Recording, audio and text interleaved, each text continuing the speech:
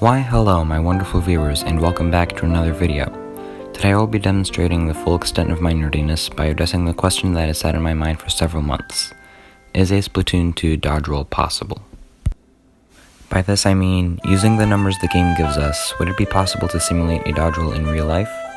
Throughout this video I will be using the metric system since it is obviously the superior choice over the imperial system and Americans are kinda idiots for not using it. First of all, what exactly is a dodge roll and how does it work? When you first buy the Splat Dualies, Sheldon tells you that they work by ejecting a massive ink to one side, causing the inkling to move in the opposite direction. To understand this, we must understand the concept of momentum.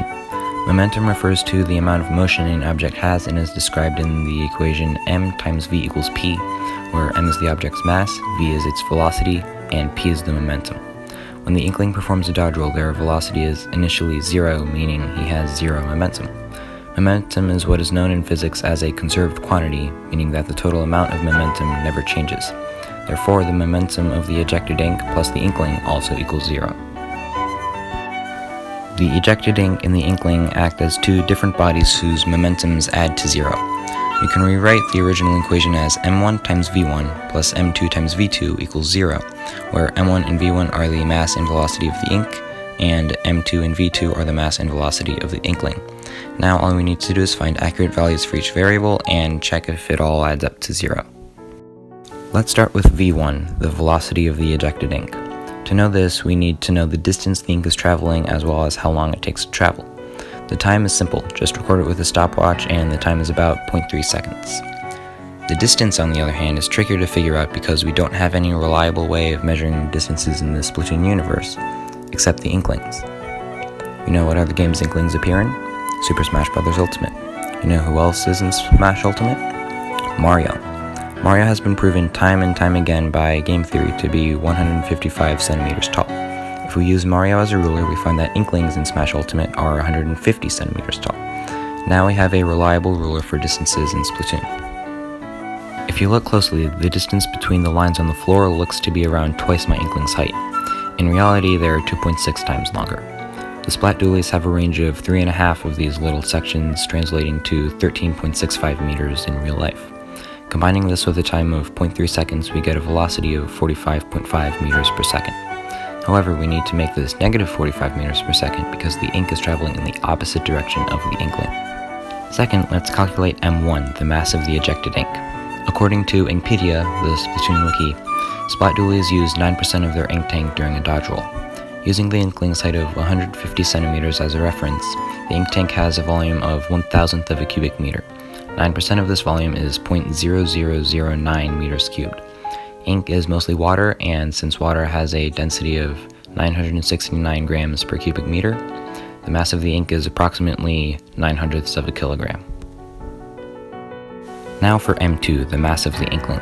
If we turn to yet another game that inklings are in, Mario Kart 8 Deluxe, we can use the in-game weight system to determine this value. Mario also appears in this game.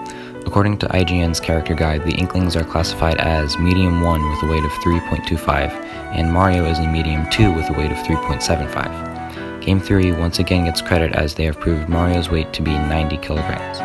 Therefore, one weight unit in Mario Kart 8 Deluxe is 24 kilograms, and the inkling's weight is 78 kilograms.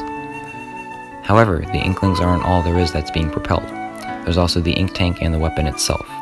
They both seem to be made of some sort of plastic, but I have no idea what plastic is being used or their volumes. So I'll just use a ballpark estimate of 5 kilograms, bringing the total mass to 83 kilograms. Finally, we need to know V2, the inkling's velocity. This is fairly straightforward. According to Inkpedia, the roll takes 30 frames to be executed. Since Splatoon 2 runs at 60 frames per second, the roll takes a nice, easy to work with half a second. The roll's distance is exactly one of these little sections on the floor, or about 3.9 meters. Therefore, the inkling's velocity is 7.8 meters per second.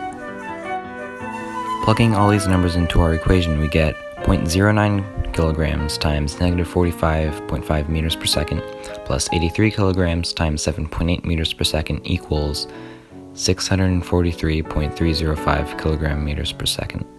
It's supposed to be 0. I think there's just a little bit wrong with this answer we got. The answer to our original question, is a Splatoon 2 dodge roll possible? is a big fat no. What did you guys think of this video? Would you like to see more content like this in the future? I look forward to your feedback in the comments below. See you all next week. Also, I have a quick announcement for the channel. Throughout the next week, I will be hosting Splatoon 2 private lobbies with viewers if you want to join. First, join my Discord server, link in the description. Then go to the Roles channel, type !vid help to join my video help team, and gain access to the video help chat, and I will ping the role whenever I am hosting a lobby.